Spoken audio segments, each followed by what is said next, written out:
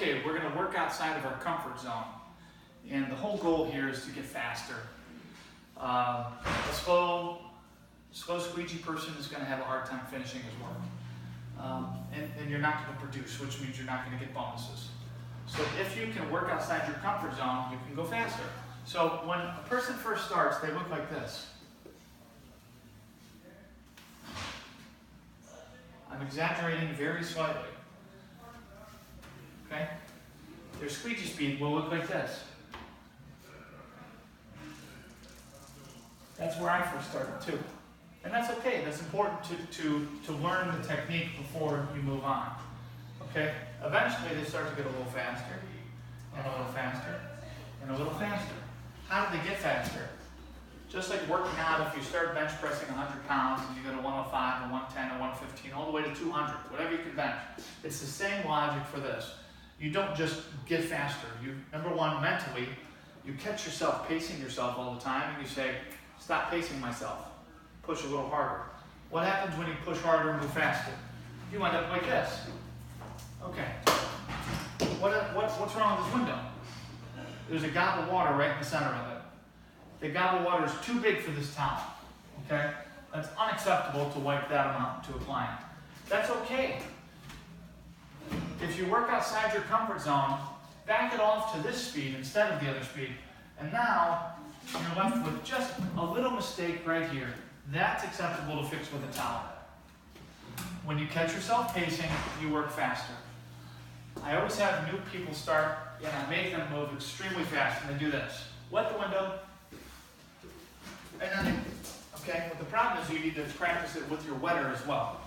So if I'm going to practice wetting fast, it's going to look like that. And then check your work, make sure you cover the whole window. If you're going to practice squeegeeing fast, it's okay if you make a mistake. Hear that? That's the sound of the edge of the squeegee hitting the frame. And every time it hits, you're left with this. Okay. In order to overcome that, you do what's called look at the tips. The middle of the squeegee is going to do its job. It's going to squeegee the water off the glass. The tips, if you're inaccurate with them, you're going to miss the water. Okay? Clearly, I needed to be up a little higher. So if you focus on looking at the tips, that will help you work outside your comfort zone. So here, regular technique, I'm going to look at this tip. Okay? It tells me when to slow down here. Now I'm going to look at this tip. It tells me when to stop or slow down. Now I'm going to switch to this tip. Okay? You'll notice I never hit because I'm focused on looking at the tip. So if you hit, it's going to sound like that and leave a big mark. So working outside the comfort zone, sometimes you have to practice this just on your own house window. To just get a little faster, you want to make a few mistakes. Okay? Bam, I made one right there. That's okay, that can be fixed with a towel. Okay? The other rule is to look where you've been, not where you're going. This will help you move faster. If you clean the whole window, and you're left with this, and you keep going, you're just looking where you're going instead of where you've been. Get it all done, wipe it all, onto the next window, right? Hold it. You got a big gob of water right in the center of the window. To practice looking where you've been, have somebody else help you. This is I call whack-a-mole. You're squeegeeing, and they're creating marks. Okay?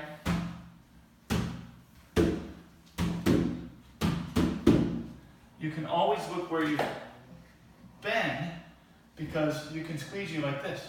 And you can just look at your marks. So you're looking up there and you're looking at your tips. You're looking up there, you're looking at your tips, and you're glancing back and forth. Once you feel like you have this, I'd like you to try to close your eyes and squeegee. Okay? If you can do it with your eyes closed,